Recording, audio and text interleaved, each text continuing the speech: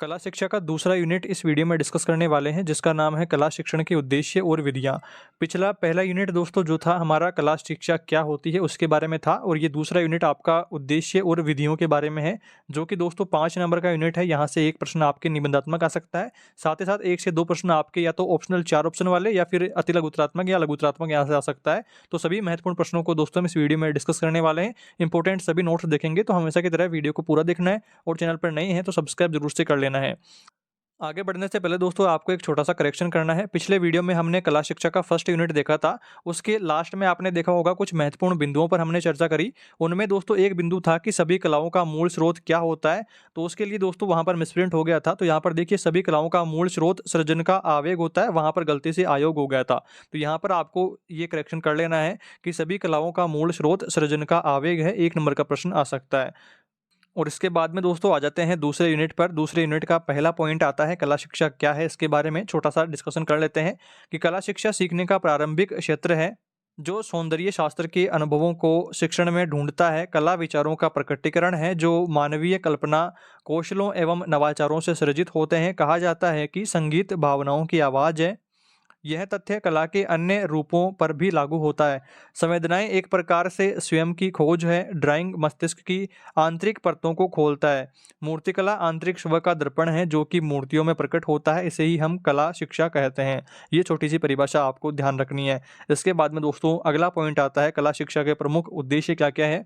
तो पहला उद्देश्य देखिए, कला शिक्षा के माध्यम से बच्चों के व्यक्तित्व का विकास हेतु उनके चरित्र, उनके सामाजिक बोध और सौंदर्य बोध का विकास करना। और दूसरा पॉइंट है कि कला शिक्षा के माध्यम से बच्चों के जीवन को प्रभावित करते हुए उनके आसपास के वातावरण प्रकृति से जुड़ाव तथा बंधुत्व भाव जगाना और सृजन की ओर उन्मुख करना दूसरा आपको उद्देश्य ध्यान रखना है। तीसरा उद्देश्य है कला शिक्षण के माध्यम से बच्चों में सौंदर्य परख का विकास होना।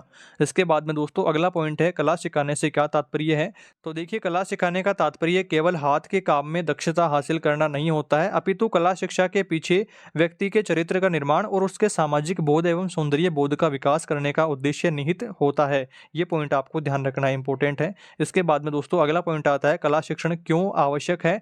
तो इसमें देखिए कुछ बिंदुओं को आपको ध्यान रखना है। पहला बिंदु है कि दैनिक जीवन में कला सौंदर्य हेतु। दूसरा है भारतीय जीवन में कला बोध हेतु। तीसरा बिंदु है वस्तुओं के निर्माण में सौंदर्य हेतु।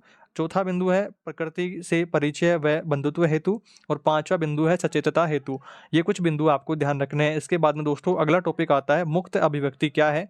तो देखिए, कला के किसी भी माध्यम को बालक द्वारा स्वप्रेरणा से अभिव्यक्ति देना ही मुक्त अभिव्यक्ति कहलाती है, यानी कि खुद से ही बालक उसको सीखने लग जाए तो वो मुक्त अभिव्यक्ति यहाँ पर कहलाएगी। इसके बाद में आता है अगला पॉइंट कि कला सृजन में मुक्त अभिव्यक्ति कला शिक्षण की प्रमुख विधि है।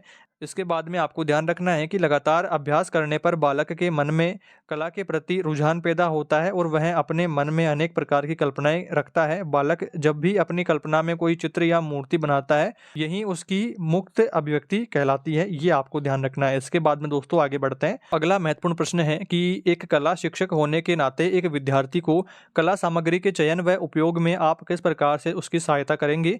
तो इसका आपको आंसर करना है कि बच्चों द्वारा विविध साधनों का उपयोग करने से पहले उन्हें पूर्व सामग्री की पूरी जानकारी देनी होगी। जो सामग्री वो उपयोग में लेने वाले हैं कला से संबंधित, उसके बारे में कंप्लीट जानकारी उनको ऑलरेडी होनी चाहिए कि कौन सा सामान कहाँ पर काम आएगा।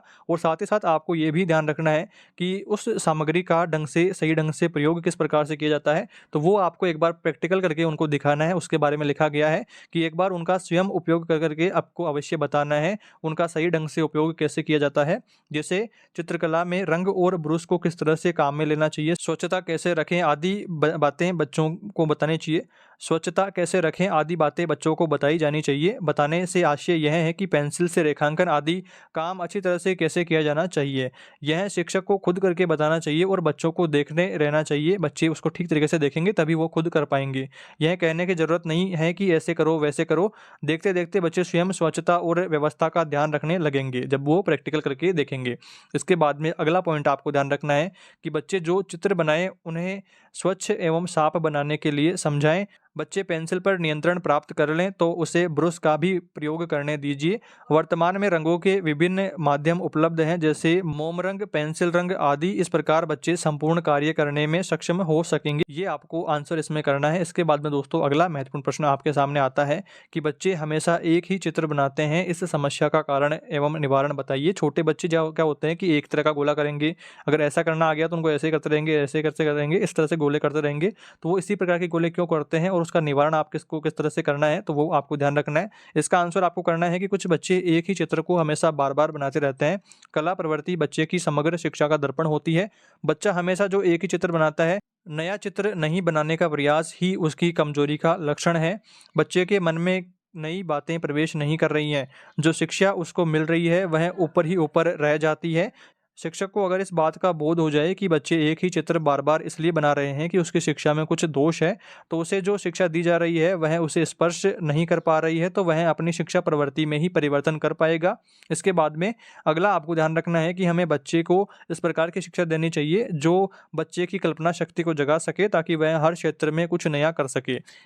इसके बाद में दोस्तों अगला महत्वपूर्ण टॉपिक आता है, बाल कला का विकास किस प्रकार से होता है। तो देखिए, बाल कला का विकास उसकी आयु तथा अनुभव के अनुसार क्रमशः चरणबद्ध तरीके से होता है। समयानुसार बालक की अभिव्यक्ति सशक्त होती जाती है। उसकी कला में सृजनात्मक सत्यता, वास्तविकता, कल्पना, निरीक्षण आदि की झलक दिखाई देती है। बालक की 2 से 15 वर्ष की आयु में कला संबंधित अनेक अवस्थाओं का सृजन होता है, जो इस प्रकार से है। प्रथम अवस्था जो कि 2 से 3 वर्ष है, द्वितीय अवस्था 4 से 5 वर्ष है, तृतीय अवस्था 5 से 6 वर्ष है और वर्णनात्मक प्रतीकवाद अवस्था 6 से 7 वर्ष है। 8वीं अवस्था है वर्णनात्मक अवस्था और इस प्रकार से 7 से 8 वर्ष तक ये चलने वाली है। तो ये कुछ अवस्थाएं हैं जिनको आपको ध्यान रखना है। इसके बाद में दोस्तों आगे बढ़ते हैं। अगला आपके दोस्तों महत्वपूर्ण प्रश्न आता है कि कला शिक्षण में विधियों के चयन में किस प्रकार से ध्यान आपको रखना है, क्या-क्या ध्यान देने योग्य जो बातें हैं उनका आपको ध्यान रखना है। पहली महत्वपूर्ण बात ध्यान रखनी है, वही शिक्षण विधि उपयोगी होती है जो बालक की सामर्थ्य, आयु, आवश्यकता और रुचि के अनुरूप हो। अर्थात शिक्षण विधि बाल केंद्रित होनी चाहिए, ये आपको ध्यान रखना है। प्रत्येक विधि प्रत्येक स्तर के छात्र पर लागू नहीं होती है।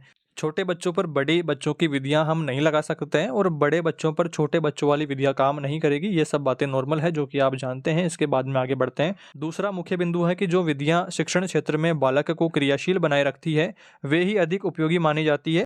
अतः शिक्षण विधि बालकों के लिए क्रियात्मकता के लिए अवसर प्रदान करती है, ये बिंदु आपको ध्यान रखना है। इसके बाद में तीसरा बिंदु आता है कि जो शिक्षण विधि बालकों की मूल प्रवृत्तियों को विकसित करने का अवसर देती है वह उपयोगी होती है। कला शिक्षण में बालक को स्वतंत्रता पूर्वक निर्धारित शैली के आधार पर कार्य करने का अवसर देना चाहिए।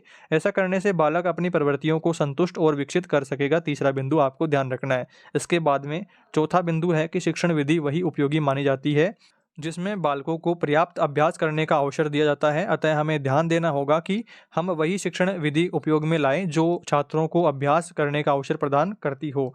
इसके बाद में दोस्तों पांचवा पॉइंट आता है कि शिक्षण विधि ऐसी होनी चाहिए जिसमें शिक्षक का बालक के साथ अधिकाधिक व्यक्तिगत संपर्क स्थापित हो सके। जो बालक शिक्षक के संपर्क में आता है, शिक्षक के अच्छे व्यक्तिगत प्रभाव का असर बालक पर बढ़ता जाता है।